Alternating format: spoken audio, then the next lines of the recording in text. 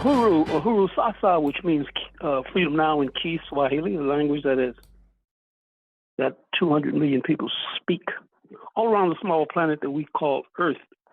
And we just completed the Jazz Zone with T in Providence, and we're going to be speaking with Dr. Gerald Horne, an African American, an African historian, who holds the John J. and Rebecca Morris Chair of History and African American Studies at the University of Houston, and is author of about 50 books now. And we are going to be talking about a number of many things. But today is the birthday of one of your fellow St. Louis brothers, Theo Peoples, former Temptation and Four Top, and still in. I think I just read he's back with the Four Tops. Also, the birthday of one of the greatest saxophonists ever walked the planet Earth. What's the brother's name? Benny Golson. Are you still there? Yes, sir. What's for not? There's something wrong with my phone, sir. You're muzzled. I didn't hear you. Oh, I'm here. Can you hear me now? Loud and clear. Loud and clear. We have a lot to talk about. I know you wanted to talk about Mr. Carney and his position on the international stage. I guess we wanted to talk about that first. Well, as the audience probably knows, Davos, Switzerland, was the site of an important gathering this past week. Mr. Trump made headlines by announcing the so-called European allies, called that he had been involved in this attempt to steal Greenland against the interests of the people of Greenland, and also against the interests of the colonizing powers. Speaking of Denmark, a so-called U.S. ally, a fellow member of NATO, the North Atlantic Treaty Organization, and he was forced to back down, or as they say on Wall Street nowadays, take a taco. Trump always chickens out. A reference to the so-called Liberation Date tariffs of April 2025, and the stock market collapsed. He then retreated, and something happened this past week. The stock market collapsed when he started giving off vibes that he was going to invade Greenland, for example. The Europeans were extraordinarily united, which I think may be a theme going forward, although it'll be difficult because part of the European Union now are these former Soviet allies who the United States helped to put in power. I'm looking at the Baltics, that is to say Estonia, Latvia, and Lithuania, and others. Bulgaria, of course, just acceded to the euro. Bulgaria even had a close relationship to pre-1917 Russia, because it was because of pre-1917 Russia that Bulgaria was rescued from the clutches of the Ottoman Turks. And so it's going to be difficult for the Europeans to remain united going forward, but they were united this time, interestingly enough, with a rare exception, of course, coming from Mr. Orban of Budapest, Hungary. And that opens the door for the speech of Prime Minister Mark Carney of Canada, who basically said that the current order is a fraud, that the rules-based international order was a fraud, and that nations like Canada went along with it because they thought they were benefiting from it. But now Canada is in the crosshairs. Mr. Trump has started to address Prime Minister Carney as Governor Carney, raising the echoes of what he was using against Prime Minister Trudeau, that is to say, that Canada should become the 51st state. The Toronto Globe and Mail, as we may talk about in more detail shortly, the New York Times of the northern neighbor, had a remarkable story this past week about Canada wargaming a possible U.S. invasion of Canada. And I would not rule that out. As a matter of fact, although it may sound audacious or even fantastical, I would not rule out a Delta Force team landing in Ottawa and kidnapping Mark Carney and bringing him back to Washington, for example. That's where we are nowadays. And Mark Carney also responded in Quebec City. Now, of course, that means little to these folks south of the border, the United States of America. I'm sure it resonated in Canada. Folks south of the border, even historians, rarely ask, why is it that Quebec, the 14th colony, so-called, did not join the 13 colonies in revolting against London and forming the United States of America? Particularly since we all know that the majority French-speaking population of Quebec had a bone to pick with Great Britain, but obviously they did not see it as their interest to join the slaveholders and Protestant chauvinists. Of course, Quebec is predominantly Catholic. Of course, it may come as a surprise to me in the United States that I'm using the term Protestant chauvinist to describe those who founded the United States of America, but there it is. In any case, Mark Carney spoke in Quebec City. If I'm not mistaken, he spoke at a fort that was built by the British and their Quebecois allies to resist incursions from south of the border. And he more or less repeated what he said in Davos, this time with a Canadian spin. I'm afraid to say as well that I've been disappointed by what I've read and heard from the Canadian left, so-called. And perhaps you can speak more adeptly on this point.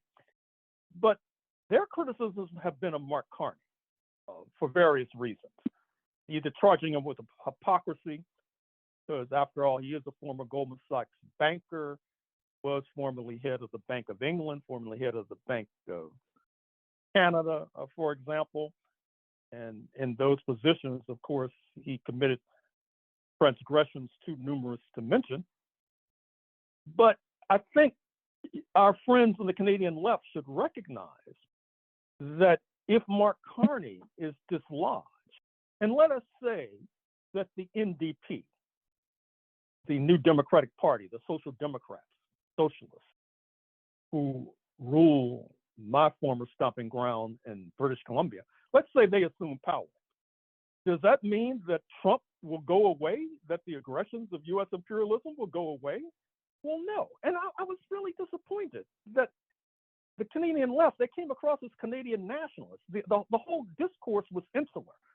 That is to say, pointing out the real and imagined hypocrisies of Mark Carney and saying, yeah, United States talked about the 51st state, but then let's move on to talk about Mark Carney more. And so that it seems like they're incapable of a non-Canadian nationalist analysis. Certainly they're incapable of a global analysis that puts this in the context, which Mark Carney did, of how Canada and the so-called middle powers, which would include Australia, perhaps South Africa, perhaps the Western European nations, should align against U.S. imperialism. And I think it all goes back to this naive Canadian analysis of the United States of America.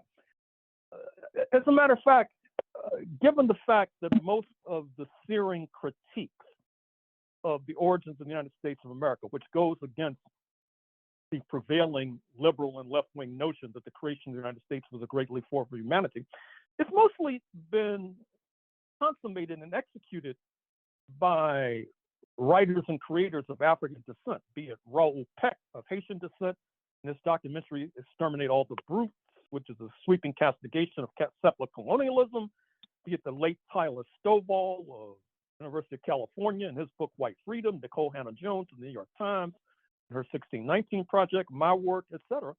And I was thinking to myself, perhaps we're back to the 1960s, where we need the equivalent of the Beatles and the Rolling Stones to adapt blues so that these people who define themselves as white can appreciate it, for example. And so we need some younger Euro-American or Euro-Canadian scholar to basically adapt what Nicole Hannah-Jones and Tyler Stovall and Raoul Peck have been doing, and perhaps then it could be taken seriously, for example. And I regret having to put it in those terms, but otherwise I'm sort of baffled by this inability to see the pernicious nature of U.S. imperialism, and instead harping on this archaic idea that small r republicanism, which basically involved a devolution, and I use that term advisedly,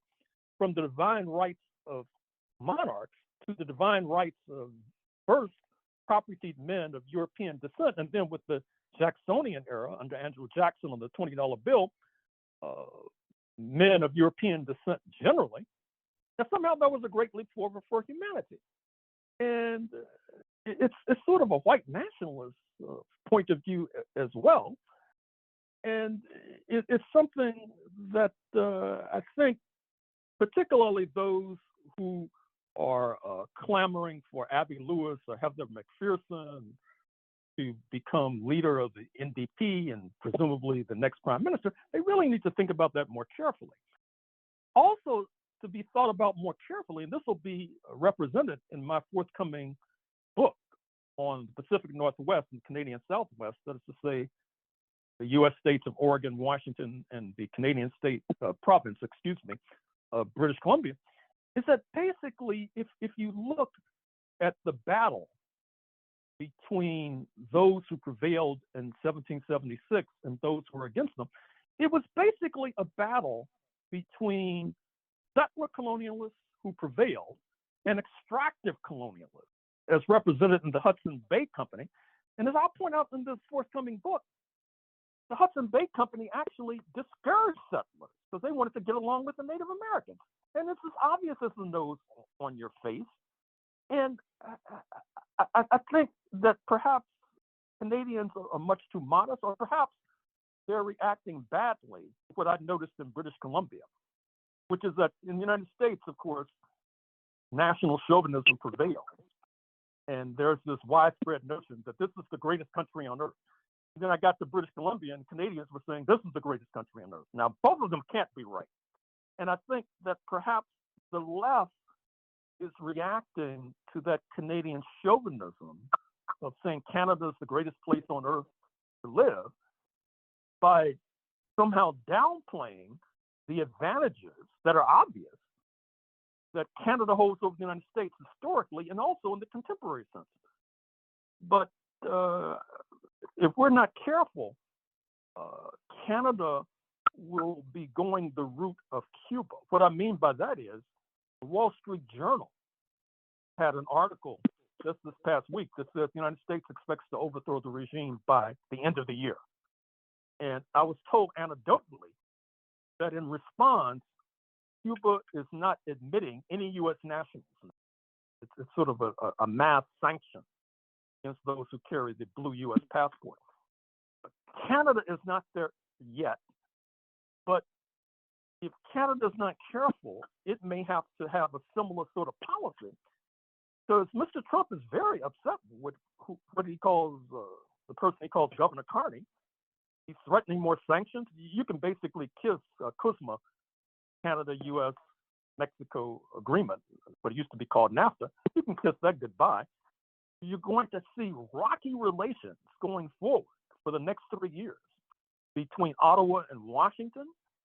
And I trust and I hope that the Canadian left will respond, because what I detect in Canada, and perhaps you can either validate or invalidate this point, is mass discontent with U.S. imperialism.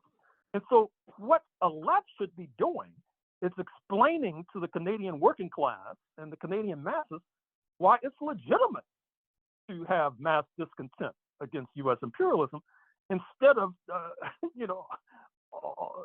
downplaying the threat from south of the border and, just hammering Mark Carney, which, as I said, is fair as long as you're also not letting U.S. imperialism off the hook. I think the left has has gotten left in the Canadian left, that is. And I was listening to radio yesterday, and I think it was CFRB. It might even be CBC, but a lot of people are saying that Trump is selling, as they say in the United States, just selling wolf tickets. That he's going to back off. That's part of his plan: talk tough and then back down. Well, we'll see. I mean, that discounts the U.S. Central Intelligence Agency, which I can guarantee you has agents on the ground in Ottawa and Toronto as we speak. And it also reminds me of a left-wing Canadian podcast out of Quebec I was listening to the other day. I won't mention the host because I've been on that program. And so he was interviewing a fellow Canadian, I think it was a fellow Canadian, a person of Chinese ancestry who I think had roots in Ontario. And so he said, so how would you advise Ottawa to respond to Mr. Trump? And this guy said, well, I think Canada should build statues in honor of Mr. Trump all across the country, from, as they say in Canada, on all three seas, the Atlantic to the Pacific to the high north. And the tragedy is I couldn't tell if he was joking or not. And this is supposedly a left wing. I think the problem is he really didn't have any sort of reasonable advice to provide. And so he defaulted, I guess, to satire. But that's a sad state of affairs for a country which is staring down the barrel of U.S. imperialism. I just wanted to make a note just around, the NDP and the leadership race. It's kind of a hot mess because they are kind of isolating all the internationalists and the socialists. They basically barred the only candidate and the Socialist Caucus in general, because it was their sort of take to go into the leadership. They barred him, and the Socialist Caucus kind of revamped, and they're trying to get in another candidate. But that's the history of the NDP. They bar any internationalist kind of voice within the leadership. So I have just as much lack of, confidence that the NDP is any, opposition to U.S. imperialism. Well, one of the weaknesses of the U.S. left and the Canadian left, and since it's trans-border, we may want to think deeply about the reasons and causes for this phenomenon being. I've noticed that in Canada, the left will upbraid the liberals for their pro-Zionist positions. Some will even upbraid the liberals for their anti-Russian positions on the Ukraine proxy war. But they never talk about how Zionism has deep roots in Canada. I mean, you have a powerful Zionist lobby. It's like the leaders are seemingly autonomous agents. They're not responding to any sort of sentiment from the populace or the electorate. Oftentimes, when I've tried to point out how you have this potent right-wing Ukrainian lobby in Canada, represented by Chrystia Freeland, who now, of course, was intending to be prime minister and now has signed on to the Zelensky team as an advisor. Not to mention when Trudeau was prime minister in his last days, they had the Ukrainian Nazi be saluted in the Canadian Parliament. So obviously, you have these forces. And so you have the same thing in the United States of America. I mean, people don't want to talk about these powerful right-wing lobbies. I think they find it easier just to denounce the politicians and act like, oh, you can just get rid of Trump. Everything would be hunky-dory. Everything would be peachy keen, which then elides the problematic of trying to influence or even push aside these right-wing lobbies, these right-wing Ukrainian lobbies, Zionist lobbies, etc. And boys and girls, ladies and gentlemen, we'll get nowhere with that approach. You are listening to Diasporic music on Black Power 96. And the next question, Melinda. Yeah, let's go to Minnesota.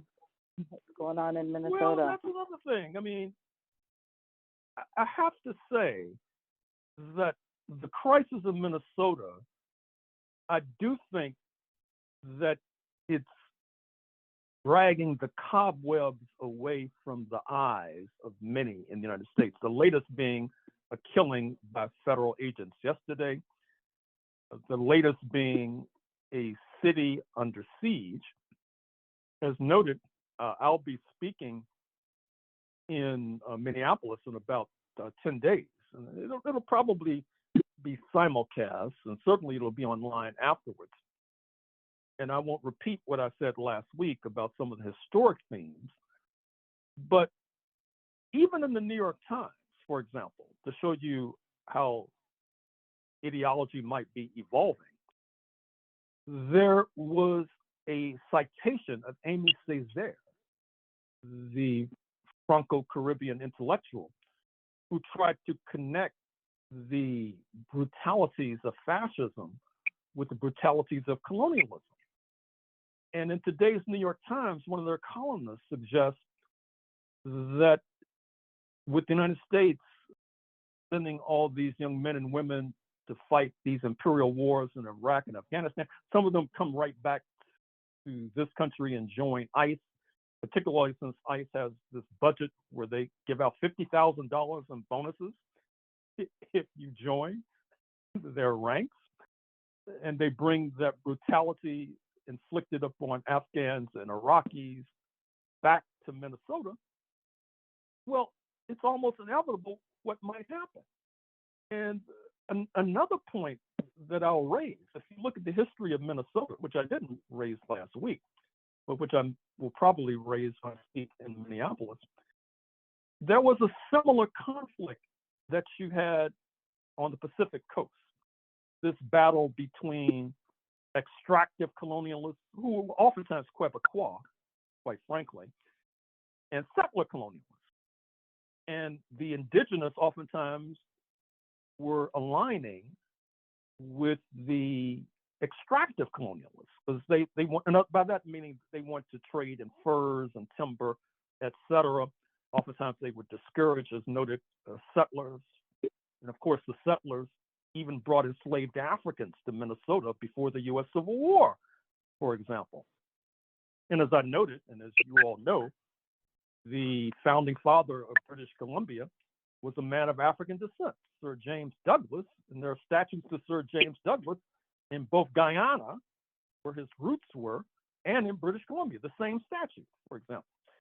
Now, the left should be promoting these sorts of ideas, but because of their ingrained, inured left-wing white nationalism, they're not able to soar beyond this fantasy that supposedly the Bill of Rights of the U.S. Constitution vindicates and validates the United States of America, although the Bill of Rights, of course, includes the Second Amendment, which authorizes citizens' militias, such as you had in Oregon and the state of Washington, to commit genocide against the Cayuse, the Palouse, the Walla Walla, the Yakima, etc., which they, in fact, did. And of course, then the settlers, after doing that dirty work, would then point the finger of accusation in terms of trying to denounce the British Columbians for supporting the indigenous, denouncing the Russians, because the Russians were in Alaska to 1867, denouncing the Church of Latter-day Saints speaking of the Mormons, because the Mormons are real shapeshifters. I mean, today they're known as being disproportionately represented in the CIA because of their language facility, which they develop in order to missionize, to make converts all over the world. When I was living in Zimbabwe, they were all over the place. But in the 19th century, not least because they were polygamous, they were at war with the United States of America. They were real theocrats.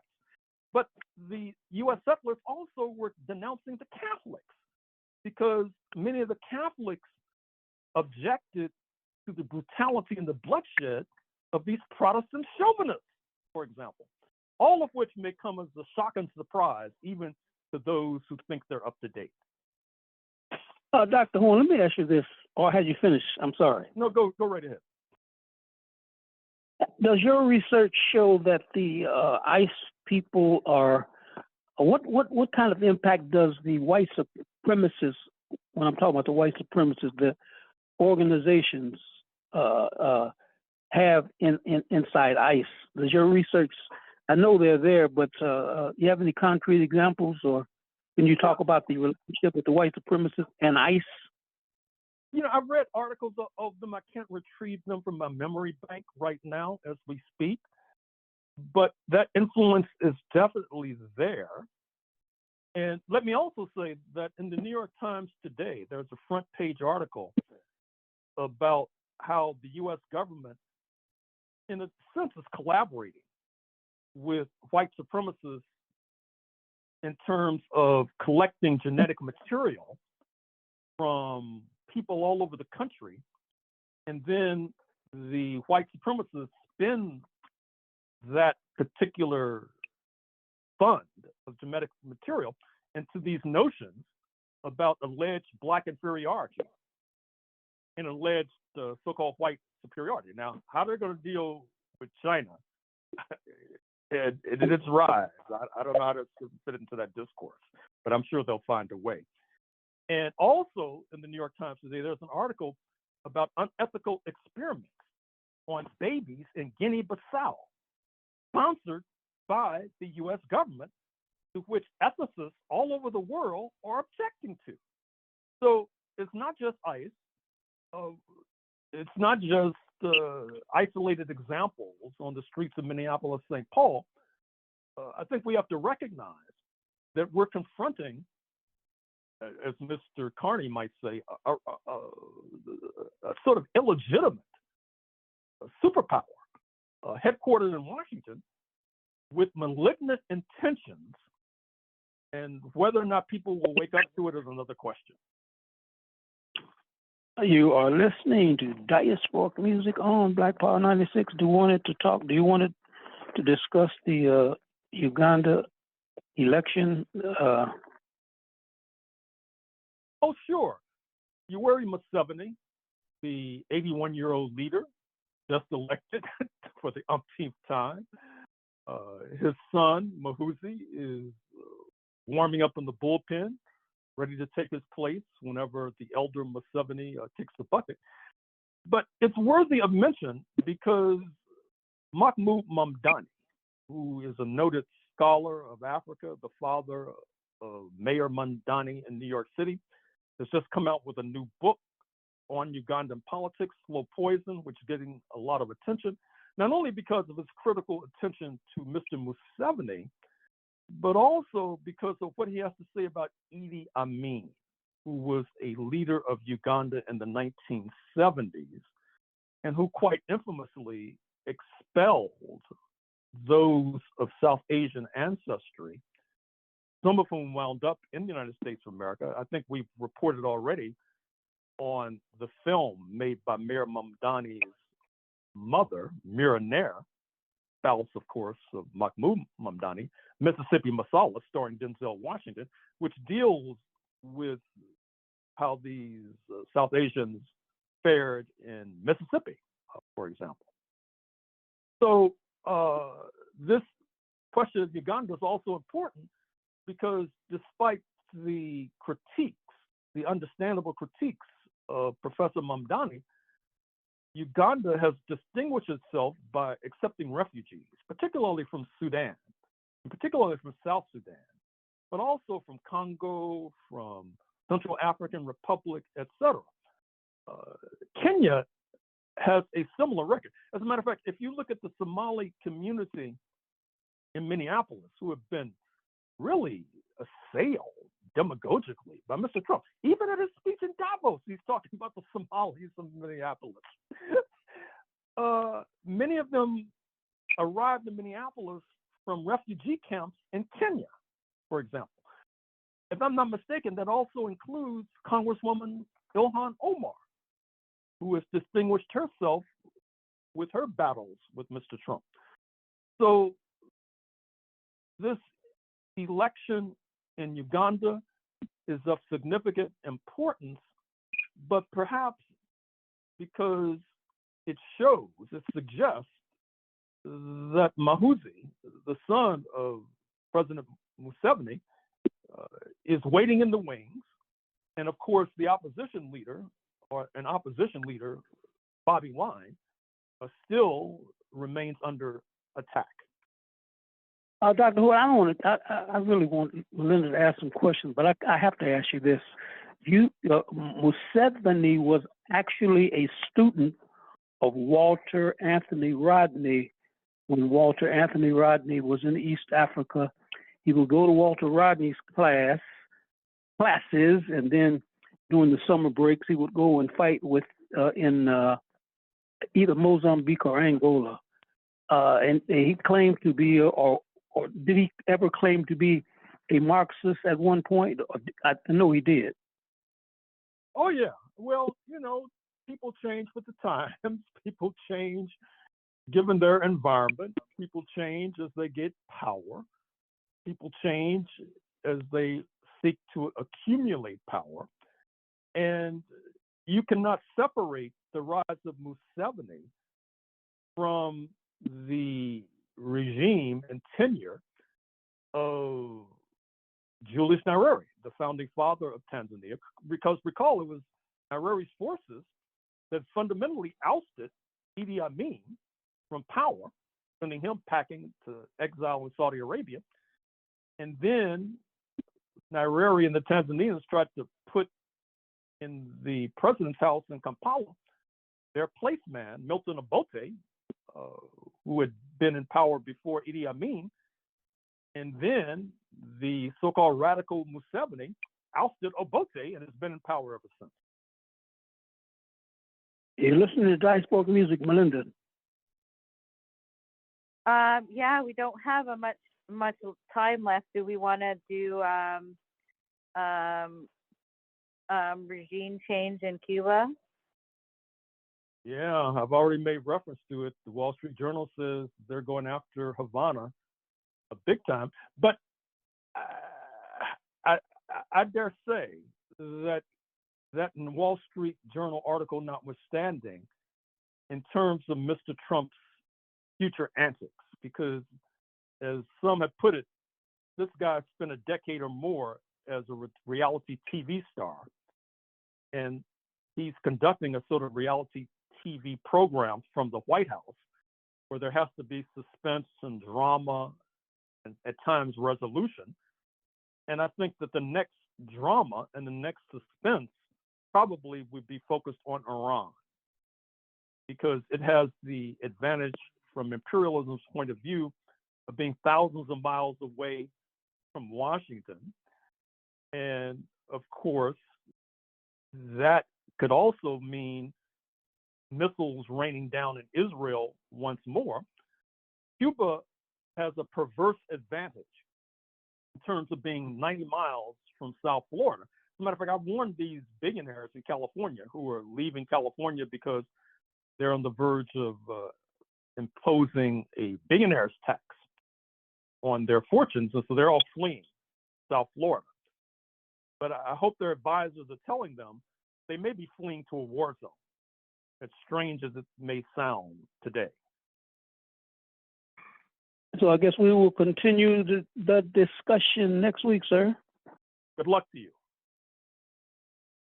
And I would like to thank Lisa Watson for keeping us on the one and not between the 9 and the 10. And Melinda Francis, any parting thoughts? Yeah, I hope all our listeners stay safe, especially those people in Minneapolis and Minnesota, and I'll see everybody Whirlwind next week.